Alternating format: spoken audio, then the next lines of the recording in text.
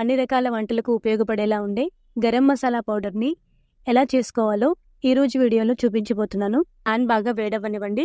20 గ్రాముల లవంగాలు, 20 గ్రాముల యాలుకలు, 20 గ్రాముల దాల్చిన చెక్క, 20 గ్రాముల నల్ల జీలకర్ర కాపత్రి ఒక 4, మిరియాలు 2 టీ స్పూన్లు వేసుకోండి. తారనాస ఒక 2 వేసుకోండి. జాజికాయ 1 వేసుకోండి.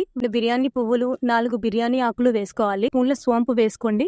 వీటన్నింటినీ మీడియం ఫ్లేమ్లో నిదానంగా కలుపుకుంటూ మాడిపోకుండా దోరగా వేయించుకోవాలి.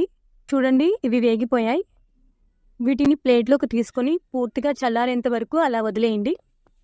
తర్వాత వీటన్నింటినీ మిక్సీ జార్లో వేసుకొని మెత్తటి పౌడర్ లాగా చేసుకోండి. ఈ పౌడర్ని కూడా ఒక ప్లేట్లోకి తీసుకొని బాగా చల్లారనివ్వండి. ఫైనల్గా గాలి తగలకుండా ఉండే డబ్బాలోకి తీసుకొని స్టోర్ చేసుకోండి.